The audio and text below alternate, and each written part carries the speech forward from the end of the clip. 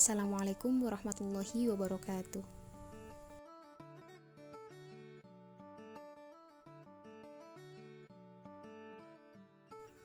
Perkenalkan, nama saya Nur Lailatul Arafah dari Prodi Manajemen Pendidikan Islam, Fakultas Ilmu Tarbiyah dan Keguruan, UIN Wali Songo Semarang.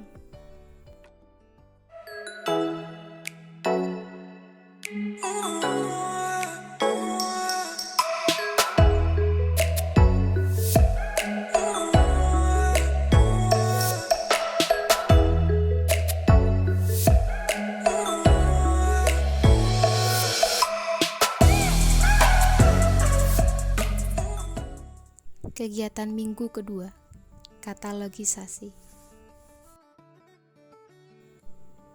Kita masuk ke pembahasan materi. Yang pertama, pengertian katalogisasi. Yang kedua, fungsi katalog. Yang ketiga, tujuan pembuatan katalog. Yang keempat, macam-macam bentuk katalog. Dan yang kelima, pengkatalogan deskriptif. Memasuki pembahasan yang pertama, yaitu pengertian katalogisasi.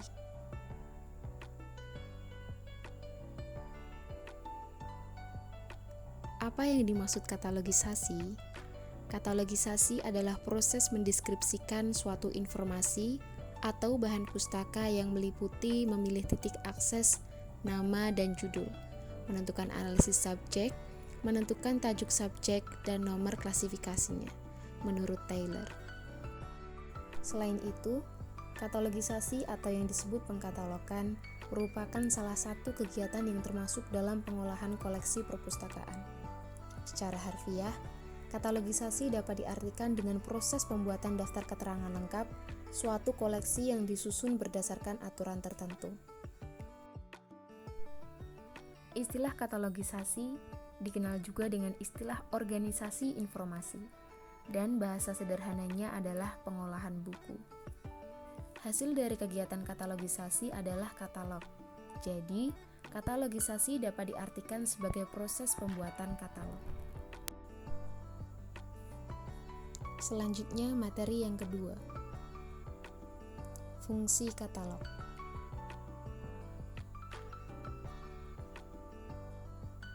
Fungsi katalog menurut Darmono sebagai berikut. Yang pertama, sebagai catatan lengkap atau sebagai koleksi perpustakaan. Yang kedua, sebagai kunci utama menemukan karya yang diperlukan. Yang ketiga, sebagai sumber yang memberikan alternatif pilihan karya. Yang keempat, sebagai sumber penyusunan bibliografis. Dan yang kelima, sebagai alat bantu pengingat koleksi. Materi yang ketiga, tujuan pembuatan katalog.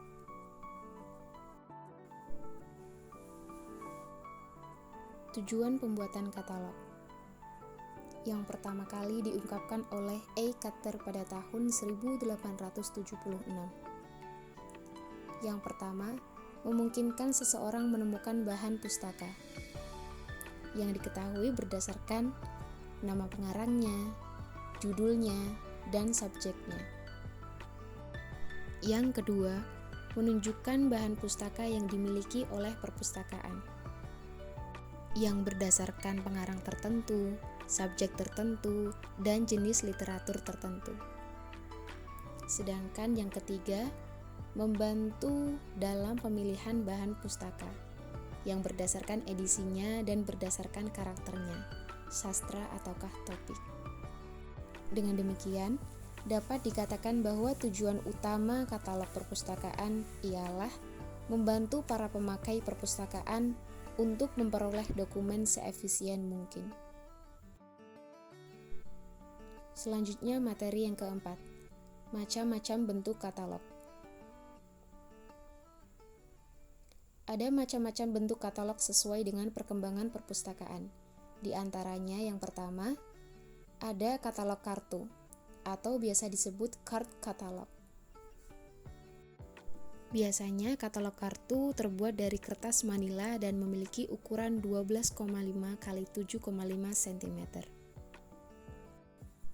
Yang kedua yaitu Katalog buku atau book catalog adalah kartu katalog yang tercetak dalam buku yang masing-masing halamannya memuat sejumlah entry.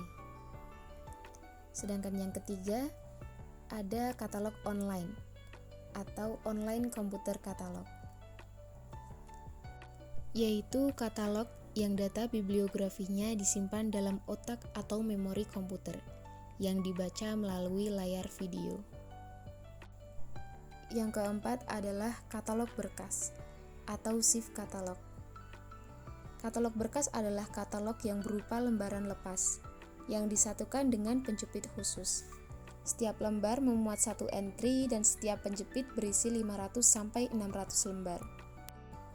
Ukuran katalog berkas ini adalah 12,5 x 20 cm. Dan yang kelima ada katalog mikro atau microform katalog, yaitu sebuah katalog yang dibuat dalam bentuk mikrofilm yang hanya bisa dibaca dengan microreader atau alat bantu untuk bentuk mikro. Materi yang selanjutnya, materi kelima, yaitu pengkatalogan deskriptif. Pengkatalogan deskriptif meliputi deskripsi bibliografi dan penentuan tajuk entry utama dan tajuk entry tambahan. Deskripsi bibliografi adalah kegiatan mencatat data bahan pustaka mulai dari judul, pengarang, tempat terbit, penerbit, dan deskripsi fisik bahan pustaka tersebut sampai nomor standar bahan pustaka. Pencatatan disesuaikan dengan ISBD dan susunan entry katalog berdasarkan Anglo-American Cataloging Rules 2 ED.REF atau AACR2. Deskripsi bibliografi berisi: yang pertama ada judul, yang kedua ada keterangan edisi, yang ketiga ada keterangan khusus, yang keempat ada tempat terbit, penerbit, dan tahun terbit, dan yang kelima ada jumlah jilid, keterangan, ilustrasi, ukuran, dan lampiran, yang keenam ada keterangan seri, yang ketujuh ada catatan, dan yang kedelapan ada ISBN.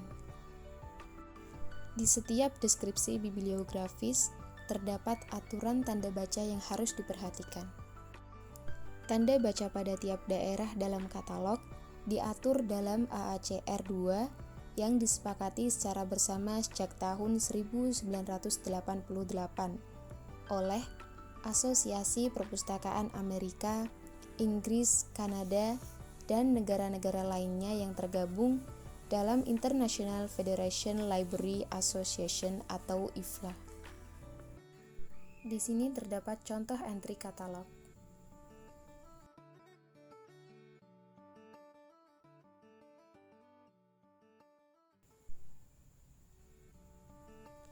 Selanjutnya, penentuan tajuk entry utama dan tajuk entry tambahan. Tajuk menurut istilah perpustakaan memiliki arti sebagai induk karangan yang bisa terdiri dari nama pengarang perseorangan, nama lembaga, atau nama pertemuan seperti seminar, lokakarya, simposium, dan sejenisnya. Tajuk berfungsi sebagai titik pendekatan utama dalam pembuatan katalog yang berkaitan dengan tanggung jawab kepengarangan dokumen atau bahan pustaka. Selain itu, tajuk juga berfungsi sebagai titik akses dalam penemuan kembali dokumen atau bahan pustaka.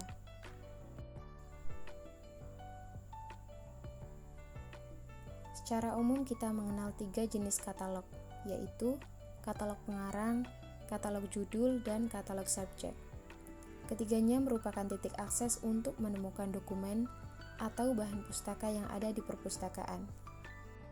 Artinya, pengunjung perpustakaan dapat mengetahui koleksi yang dimiliki perpustakaan melalui 3 pendekatan, yaitu yang pertama pendekatan pengarang, yang berisi penanggung jawab isi karangan. Yang kedua pendekatan judul, yang berisi judul buku atau dokumen. Dan yang ketiga pendekatan subjek, berisi subjek adalah cakupan bidang ilmu yang menjadi topik bahasan sebuah buku.